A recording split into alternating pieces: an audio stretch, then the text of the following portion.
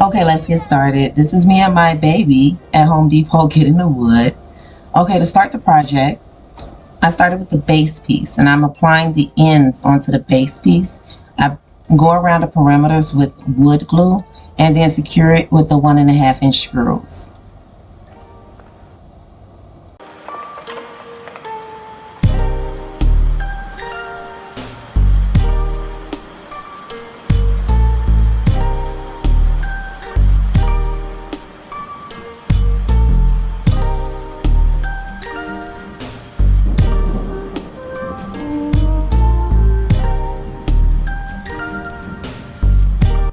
Okay, so now after I've secured the two side pieces and end pieces, I'm going to go around the perimeter of the top with wood glue and place the top part on top, and secure that with the 1.5-inch screws. This process, doing it this way, is actually a little bit better because it helps you kind of balance things as you're placing the top piece on top. So doing the sides and the ends first works out much better if you're just one individual doing this, because the wood is very heavy, so it's a very sturdy bed base. Next, I am laying my 2-inch thick foam on top, and I'm going to lay the fabric on top. I do want to emphasize not cutting the fabric first. I made that mistake and came up short because as you're tufting, the fabric starts to pull in. So lay the fabric first and then cut after everything is done. You can cut what's left over.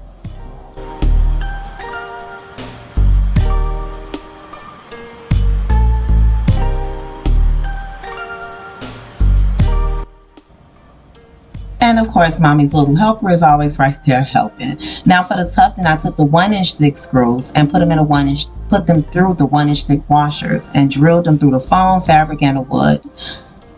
What I did was started in the middle of the bedpost and measured 6 inches apart, going up the middle first. If you notice, I did the middle first. And then I went on the sides of them and kind of eyeballed it, but everything is pretty much 6 inches apart.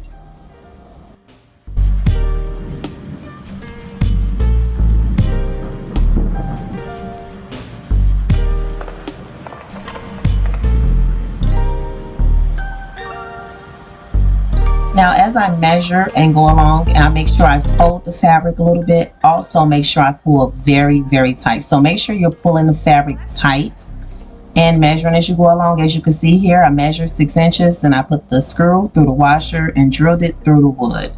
And it creates these tufts.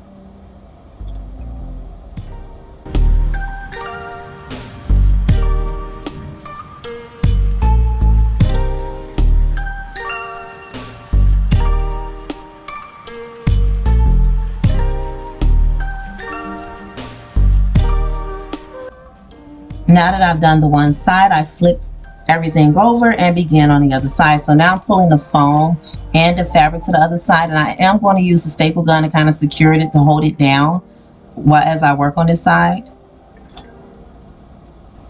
Okay, I do want to explain for my front part, or the front base, I tufted the top part and the outer side that you can see, and the ends because they are exposed. I did not do the same for the side pieces. I only tufted the top of the sides and the outer part that you can see. I did not tuft the end parts of the sides because they're not going to be exposed and you can't see them because they're behind the front base, if that makes any sense. So again, for the front base, I did the top, outer, and ends. For the side bases, I only did the top and outer and did not do the ends. Okay, as you can see here, I started again directly in the middle of the base post and screwed my screw and washer in there. And from there, I worked outwards, measuring 6 inches apart up the middle. And then I'm going to go back and go in between them. Again, pulling the fabric very tight as I go along.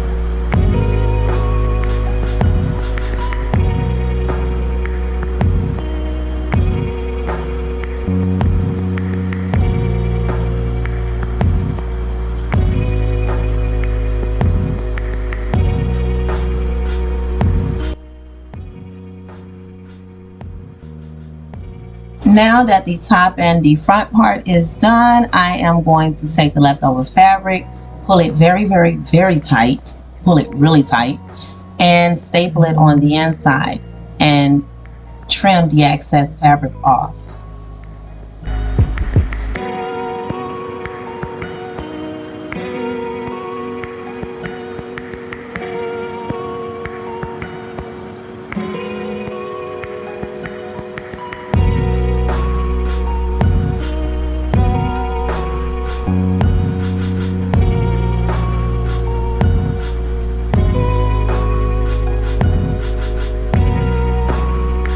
All this hard work, I had to take a sip of water. Do not forget your water, because this project will have you sweating. Now I'm going to go ahead on and close off the ends with the utility fabric. So I flipped the base upside down, and now I am going to staple the utility fabric around the end, starting on the bottom.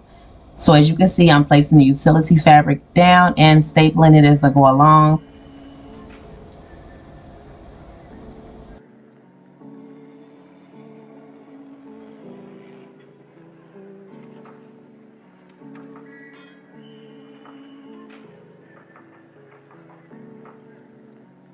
My staple gun of choice is an electric stapler, because as you can see, you're going to do a lot of stapling. I cannot imagine using a manual one to do all these staples. So I do have an electric staple, which makes this so much faster and easier. Now I'm going to flip it over so I can do the back side. And as you can see, I'm again pulling the fabric very, very tight. That's going to create the rounded edges on the ends of it. And stapling it down will trim out off the excess fabric, and then cover it with the utility fabric and secure it with more staples on the end. Now I had silver staplers, but I do want to say that they do have black staples on Amazon for this staple gun as well. I wish I had known that, but this is what we have right now, because the black staples go better with the black utility fabric. But this is what I had, and it still looks gorgeous.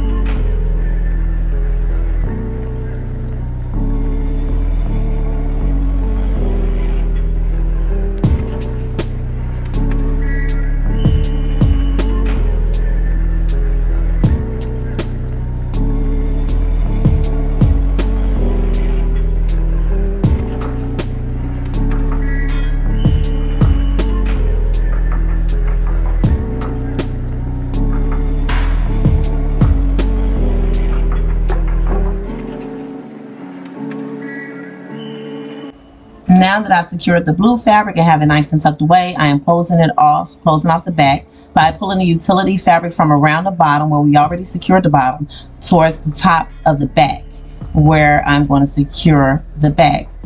And I'm kind of drawing a line, because when I cut it, I do want to have a straight line a little bit. So again, I stapled it a little bit, cut it so it can be straight, and now I'm going to go back and secure it with a lot more staples.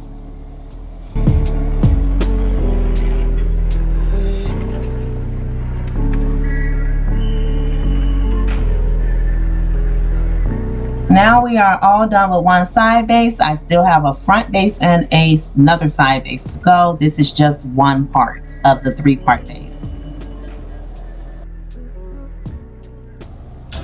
And mommy's little helper is once again helping. Now the recording is a little bit out of order, but when I first did it, this was the first one I did. I did the top and sides, and that's how I realized it was really hard to balance. So in the first part of this video, you see I tell you to do the sides and the end first, and then place the top over top, because that's the easier way. But it's still pretty much the same process. Take all 3 long boards, put them together, apply wood glue, and drill them together to secure them. So that way you still have the same box.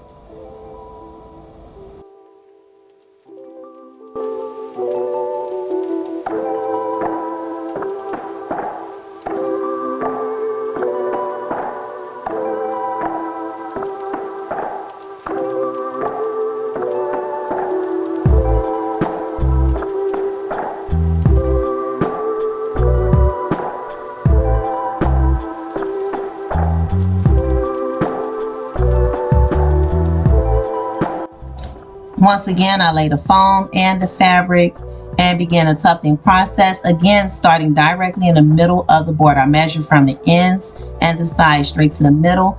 I measure 6 inches up the middle, and then I come back and go in between tufting the 6-inch tufts and put the screws on the side. Again, you're taking the screw, putting it through the washer and drilling it through the wood, through the foam, through everything, the wood.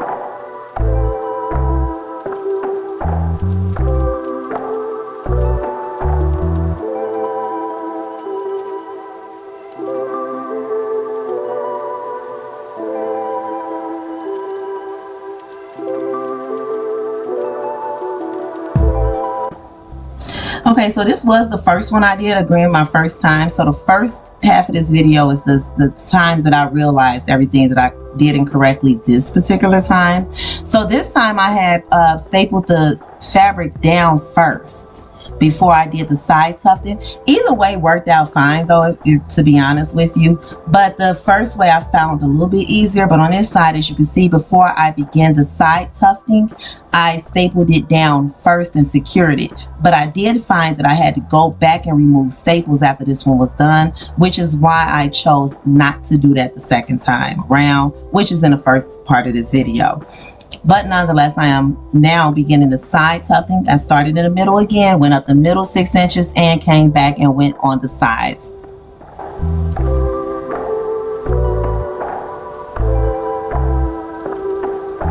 Okay, so now to close off the ends, what I did was pull the fabric very tight in all directions, stapled it down in the middle, and then went over it with the utility fabric and stapled around the edges, which is the same process that I did for the back and the bottom of the last base. I'm doing it for this base on the ends and the bottom and the back.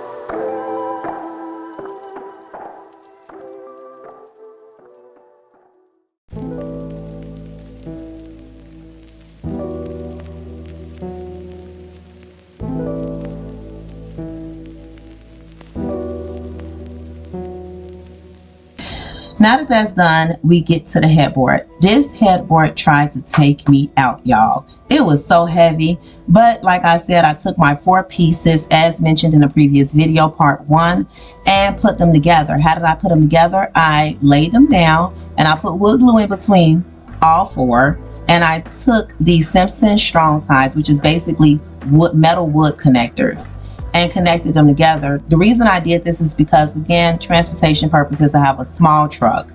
It made it easier to transport and easier to maneuver into the apartment, easier to get into the bedroom. But when I tell you, once I got it together and tried to flip it over, it was not easy. So if you have a second person who can help, I would strongly advise that, because it was so big and heavy. Unfortunately, it was too big and too much for my little helper. He did come in and assist and tried to assist mommy. Mommy had to tell him to get out of the room because I didn't want it to fall on him if it fell on me. So again, to recap this process, I laid all 4 pieces together and I put wood glue between all 4 pieces and went between them with these wooden connectors and connected the pieces. I used 3/4 of an inch screws for this process, and 3/4 of an inch because I needed it to be long enough to go through everything but not go past everything. And here I just went around the outer perimeters and measured 2 inches up around so that I can place the foam down. Now here I should have brought the foam down on the sides. As you can see, I stopped right there across. That's how I got that void. But you would bring the foam down all the way on the sides. And I decided on this particular part to lay batting just to add an extra layer of security. But it's not necessarily needed, but I did add it on here. And as you can see, I am now laying the fabric down.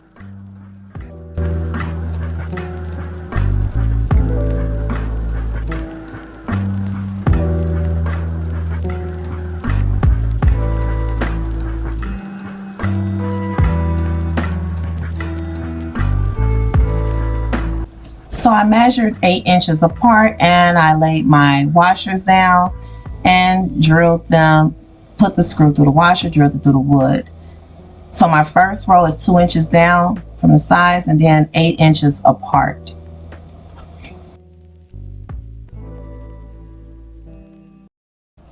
So here I'm just taking a break to show you how I applied the buttons. I took the E6000 glue and put it in the area and applied the rhinestone button directly to it. You can either use glue gun or the E6000. I chose both for extra security, but you can do either or.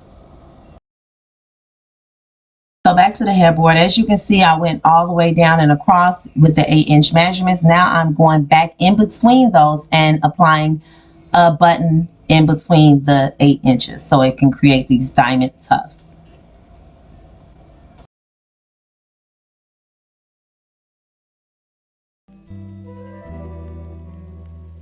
Now I am closing off the headboard just as we did the base and the frame, by going around, pulling all the fabric towards the back, stapling it down around the outer parameters, and then putting utility fabric on top and stapling it down on the outer parameters, and then place the headboard against the wall behind your bed, and yeah, there you have it. Thank you for watching to the end and bearing with me.